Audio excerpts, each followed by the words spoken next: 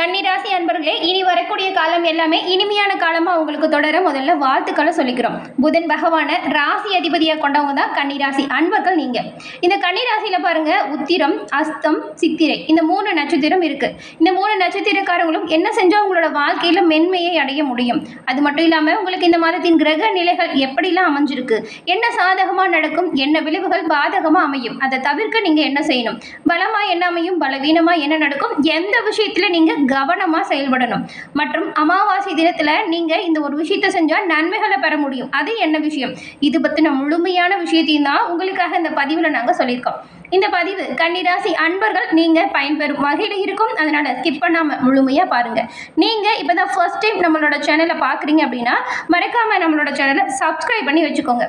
கன்னிராசியில் இருக்கக்கூடிய இந்த 3 நட்சத்திரக்காரங்களும் எல்லா வகையிலுமே மேன்மை அடையணும் அப்படின்னு நினைச்சீங்கன்னா நீங்க புதன்கிழமையில பெருமாள் வழிபாடு செய்து வருவதன் மூலம் நன்மையை பெற முடியும். பெருமாளின் பரிபூர்ண அருளும் உங்களுக்கு கிடைக்க பெறும் பொழுது அனைத்து விதத்திலையுமே முன்னேற்றம் வந்து சேரும். உங்களுக்கு பெருமாள் ரொம்பவும் பிடிக்கும் அப்படின்னா ஓம் நமோ நாராயணா போற்றி அப்படிங்கிற மந்திரத்தை மறைக்காம 3 முறை பதிவிடவும் செய்யுங்க. அப்படி செய்யும் போது உங்களோட ஆள் மனதில் ஒரு பிரார்த்தனையை நினைச்சுக்கிட்டு செய்யுங்க. அந்த விஷயம் விரைவில் நடக்கும், நல்லது உங்களுக்கு உண்டாகும். உங்களுக்காக இறைவனிடம் நாங்கள் பிரார்த்தனை செஞ்சுக்கிறோம்.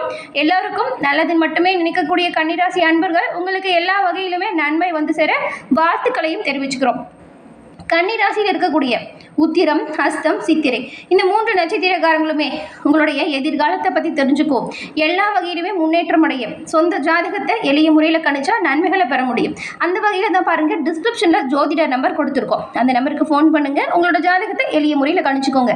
எல்லா விதத்திலுமே நன்மை பெறக்கூடிய ஒரு வாய்ப்பை தவற விட்டுடாதீங்க.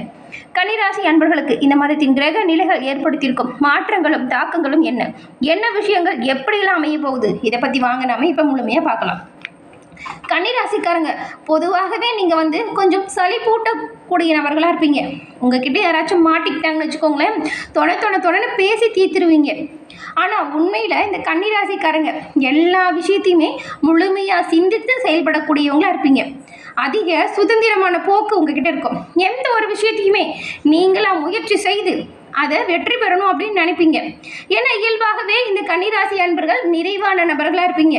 செய்யும் வேலையை கச்சிதமாக செய்து முடிக்கக்கூடியவங்க கன்னிராசி அன்பர்கள். நீங்கள் எந்த ஒரு விஷயத்தையும் சரி, நீங்கள் முடிவு எடுக்கிறதுக்கு முன்னாடி எல்லா கோணத்திலையுமே அலசி ஆராய்ந்து பக்குவமாக அதெல்லாம் சரியாக வருமானு பார்த்துட்டு தான் எந்த ஒரு விஷயத்தையும் செய்வீங்க. உங்களை சுற்றி நிறைய நண்பர்கள் கூட்டம் இருப்பாங்க. அது மட்டும் இல்லாமல் உங்களுக்கு பிடிச்சாலும் சரி பிடிக்கலனாலும் சரி எல்லோருக்குமே நல்லது செய்யக்கூடியவங்களா கன்னிராசி அன்பர்கள் நீங்கள் இருப்பீங்க. ஏன்னா இயல்பாகவே நீங்கள் ரொம்பவும் நல்லவங்க. இந்த கன்னிராசியில் இருக்கக்கூடிய நீங்கள் மற்றவங்களை அடக்கி ஆள்பவங்க கிடையாது. ஆனால் அவங்களால முடிஞ்ச வரைக்கும் எல்லா விஷயத்துலையுமே நீங்கள் அதிகாரத்தை எடுத்து பொறுப்பாக எந்த ஒரு விஷயத்தையும் செய்யக்கூடியவங்களா இருப்பீங்க. உங்ககிட்ட இருக்கக்கூடிய இந்த விஷயம் நிறைய கன்னிராசி அன்பர்கள் கிட்ட இந்த ஒரு குணம் இருக்குது. அது என்னன்னா, மற்றவங்களை விட நாம் சிறப்பாக செயல்படணும் அப்படிங்கிற முனைப்பும், எல்லா விதத்திலையுமே நாம தான் முதல் நிலையில் இருக்கணும் அப்படிங்கிற ஒரு நினைப்பும் கொண்டவங்க கன்னிராசி அன்பர்கள். நீங்கள் இயல்பாகவே கன்னிராசி அன்பர்கள் விளையாட்டுத்தனமானவங்களாகவும் அது மட்டும் இல்லாமல் குழந்தைத்தனம் கொண்ட குணம் கொண்டவங்களாகவும் இருப்பீங்க. அக்கம் பக்கத்தில் இருக்கிற எல்லோரையும் அனுசரித்து செல்லக்கூடிய இயல்பு உங்களுக்கு இயற்கையாகவே இருக்கும். இப்படிப்பட்ட கன்னிராசியில் இருக்கக்கூடிய உத்திரம், அஸ்தம், சித்திரை இந்த 3 நட்சத்திரக்காரங்களுக்கும் இந்த மாதம் கிரக நிலை அமைப்புகளால் வரக்கூடிய சாதகம் என்ன, பாதகம் என்ன, இது பற்றி நாம் இப்போ விரிவாக பார்க்கலாம். அந்த வகையில் உத்திரம் 2, 3, 4ஆம் பாதம் கொண்ட உங்களுக்கு இந்த மாதம் எப்படி இருக்குது அப்படின்னு பார்த்தா, முன்னேற்றம் ஒன்றையே குறிக்கோளாக கொண்டு வாழ்ந்து வரக்கூடியவங்க தான் நீங்கள். உங்களுக்கு இந்த மாதம் மிகவும் ஒரு நன்மையான மாதம். ஏன்னா கிரக நிலைகளை பார்த்தா பாருங்களேன், உங்களுடைய ஜென்ம ராசிக்குள்ள சூரியன் சஞ்சாரம் செய்கிறாரு. சூரியன் சஞ்சாரம் செஞ்சாலும் உங்களுடைய ராசிநாதன் புதன் 28ஆம் தேதி வரைக்கும் உங்கள் ராசிக்குள்ள சஞ்சாரம் செய்கிறாரு. இந்த 2 கிரக அமைப்பும் புத ஆதித்ய யோகத்தை கொடுக்குது. இந்த புத ஆதித்ய யோகம் இதுவரைக்கும் நீங்கள் விரும்பிய விருப்பங்கள் அனைத்தையுமே நிறைவேற்றி வைக்கக்கூடிய ஒரு அமைப்பு. இந்த சமயத்தில் நீங்கள் எல்லா விதத்திலுமே நன்மை பெறக்கூடிய யோகம் உண்டாக போகுது. சொல்லப்போனால் உங்களுடைய எதிர்பார்ப்புகள் அனைத்தும் நிறைவேறும். புதுசாக சொத்து, வசதி, வாய்ப்பு, செல்வாக்கு, அந்தஸ்து எல்லா கனவுமே நனவாகும். கன்னிராசியில் இருக்கக்கூடிய உத்திரம் நட்சத்திரக்காரங்க உங்களுக்கு 6ஆம் இடத்துல சஞ்சரிக்கக்கூடிய யோகக்காரகனாக விளங்கக்கூடிய ராகு பகவான் என்ன பண்ணுறாரு அப்படின்னு பார்த்தா, இந்த மாதம் முழுவதுமே உங்களுக்கு எல்லா வகையிலுமே அதிர்ஷ்ட வாய்ப்பை அள்ளித்தர போகிறாரு. உடல்நிலையில் இதுக்கு முன்னாடி ஏதாவது பாதிப்பு, ஏதோ பிரச்சனையோ இருந்துச்சுன்னா கூட பாதிப்புகள் இனி வரக்கூடிய காலகட்டத்தில் உங்களை விட்டு விலகிடும். வம்பு வழக்குகளுமே இந்த நிலை மாறும். வியாபாரத்தில் ஈடுபட்டிருக்கக்கூடிய கன்னிராசி அன்பர்களுக்கு நல்ல ஒரு முன்னேற்றம் ஏற்படும். உத்தியோகத்தில் இதுக்கு முன்னாடி இருந்த பிரச்சனைகளும் இனி வரக்கூடிய காலகட்டத்தில் முடிவுக்கு வந்துடும். வழக்கு விவகாரங்கள் சாதகமாக மாறும். அதிர்ஷ்டக்காரகன் சுக்கிரன் மாதம் முழுவதும் உங்களுக்கு வருமானத்தை அதிகரித்து வைக்கக்கூடிய அமைப்பில் இருக்கிறார். குடும்பத்தில் இப்போ நிம்மதி வரும். பொன்பொருள் சேர்க்கை உண்டாகும். உங்கள் திறமை வெளிப்படும். கணவன் மனைவிக்குள் சண்டை சச்சரவு தீரும். இணக்கம் ஏற்படும். நல்லவங்களோட அறிமுகத்தில் நீங்கள் நிறைய நன்மைகளை பெற போகிறீங்க. சகோதர வழியில் தேவையான உதவிகள் தக்க சமயத்தில் கிடைக்கும். இந்த மாதம் உங்களுக்கு ஏற்படும் பிரச்சனைகள் தீர பெரும்பாலும் மனமாற வழிபட்டு வருவதன் மூலம் நன்மைகள் பிறக்கும். சங்கடங்கள் நீங்கும். அஸ்தம் நட்சத்திரக்காரங்களை பொறுத்த வரைக்கும் இந்த மாதம் எப்படி இருக்கும் அப்படின்னு பார்த்தா, எடுத்த வேலைகளை எல்லாமே இந்த மாதத்தில் உங்களுக்கு வெற்றி வாய்ப்பை கொடுக்கும். 7ஆம் தேதி வரைக்கும் ஜீவனஸ்தானத்தில் சஞ்சரிக்கும் குரு உங்களுடைய வேலை, தொழில், வியாபாரம் இதில் எவ்வளவு நெருக்கடியை ஏற்படுத்தினாலும் அவரோட பார்வை அப்படிங்கிறது 2, 4, 6ஆம் இடத்துக்கு உண்டாகுது. இந்த ஒரு நிலை நிம்மதியை கொடுக்கக்கூடிய நிலை. இப்போ உங்களுடைய திறமை வெளிப்படும். நல்ல ஒரு முன்னேற்றம் உண்டாகும். குரு லாபஸ்தானத்தில் சஞ்சாரம் செய்கிறாருன்னு சொன்னோம் இல்லையா? இந்த வேலையில் எப்படி உங்களுடைய வேலை இருக்கும் அப்படின்னு பார்த்தா, வேலையில் நிறைய பிரச்சனையை கடந்த காலத்தில் சந்திச்சிருப்பீங்க. இனி வரக்கூடிய காலகட்டத்தில் அந்த பிரச்சனை எல்லாமே முடிவுக்கு வரப்போகுது. வருமானத்தில் ஏற்பட்டிருந்த தடையுமே காணாமல் போயிடும். தொழில், வியாபாரம் நல்ல ஒரு முன்னேற்றத்தை உங்களுக்கு கொடுக்கும்.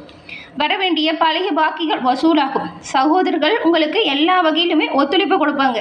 நீங்கள் செய்கிற ஒவ்வொரு வேலையுமே வெற்றி வாய்ப்பை கொடுக்கும். பூர்வீக சொத்தில் ஏற்பட்டிருந்த பிரச்சனை தீரும்.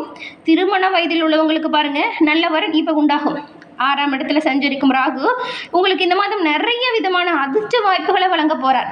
உங்கள் ராசிநாதன் புதன் என்ன பண்ணுறாரு அப்படின்னு பார்த்தா, 28ஆம் தேதி வரைக்கும் ஆத்மகாரகனாக இருக்கக்கூடிய கிரகத்தோடு இணைந்து எதிர்பார்ப்பை பூர்த்தி செய்யும் அமைப்பை கொடுக்குறாரு.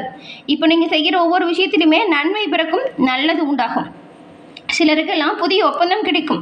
ரொம்ப நாளாக வாங்க நினைச்ச இடத்தை இப்போ வாங்கக்கூடிய அமைப்பு உருவாகும். வர வாய்ப்பை சரியாக நீங்கள் பயன்படுத்திக்கிட்டால் சிறப்பான முன்னேற்றம் உண்டாகும். உங்களோட தொழில், வியாபாரத்தை விரிவு செய்வதற்கான அமைப்பு இப்போ பிறந்திருக்கு. குடும்பத்தில் இருந்த இறுக்கமான நிலை மாறும். கணவன் மனைவிக்குள் ஒற்றுமை உண்டாகும்.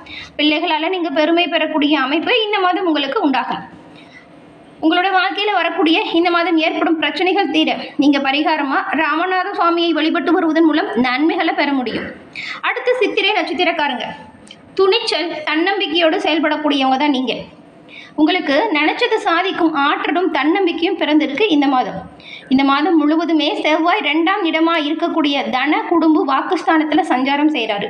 இவருடைய சஞ்சாரம் அப்படிங்கிறது குடும்பம், பண விவகாரத்தில் சில நெருக்கடியை கொடுக்கும். கொஞ்சம் கவனமாக இருங்க.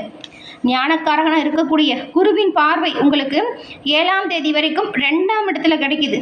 இந்த ஒரு வாய்ப்பு நெருக்கடி, பிரச்சனை உங்களை நெருங்காமல் பாதுகாக்கும் ஒரு கவசம் போல.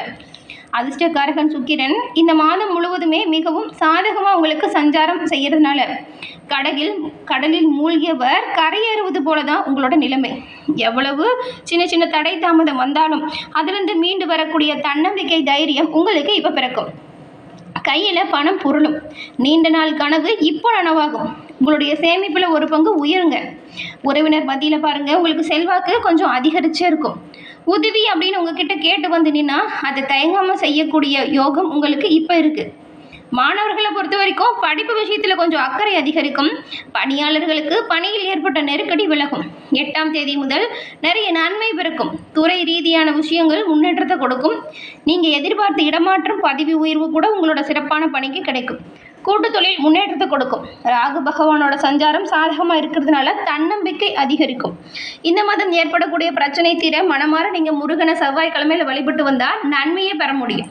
இந்த அமாவாசையில் என்ன செஞ்சால் நீங்கள் சிறப்பான முன்னேற்றம் பெற முடியும் அப்படின்னு பார்த்தா, முன்னோர்களுக்கு தர்ப்பணம் செய்வதும், ஏழைகளுக்கு உங்களால் முடிந்த தானங்களை கொடுப்பதும் நன்மையை கொடுக்கும். இந்த மகாலய அமாவாசையில் நீங்கள் தர்ப்பணம் கொடுத்து உங்களுடைய முன்னோர்களை வழிபடுவதன் மூலம் 21 தலைமுறை பாவங்களும் சாபங்களும் நீங்கும். இப்படிப்பட்ட வாய்ப்பை நீங்கள் தவறு விட்டுடாதீங்க. இந்த மகாலய அமாவாசை தினத்தில் உங்களோட முன்னோர்களுக்கு தர்ப்பணம் கொடுத்து வழிபட்டு வருவதன் மூலம் நன்மைகளை பெற முடியும். அதே போல் உங்களோட குலதெய்வ வழிபாடு எல்லா விதத்திலுமே நன்மைகளையும் முன்னேற்றத்தையும் கொடுக்கும். இந்த 2 விஷயத்தையும் தவறாமல் இந்த கன்னிராசி அன்பர்கள் செய்யுங்க. நன்மை பிறக்கும், நல்லது உண்டாகும். இந்த பதிவை பார்த்துட்டு இருக்க கன்னிராசி அன்பர்கள், நீங்கள் என்ன நட்சத்திரக்காரங்க அப்படிங்கிறதையும் பதிவு பண்ணுங்க. மேலும் உங்களோட குலதெய்வம் என்ன தெய்வம் அப்படிங்கிறதையும் பதிவு பண்ணுங்க. உங்களுக்காக எல்லா விதத்திலும் நன்மை பிறக்க, நல்லது உண்டாக உங்களுடைய குலதெய்வத்திடம் நாங்கள் பிரார்த்தனையும் செஞ்சுக்கிறோம். எல்லாருக்கும் எல்லா விதத்திலும் நன்மை செய்யக்கூடிய உங்களுக்கு எல்லாமே நல்லதாக நடக்கும். தொடர்ந்து பார்த்தமைக்கு நன்றி நேயர்களே.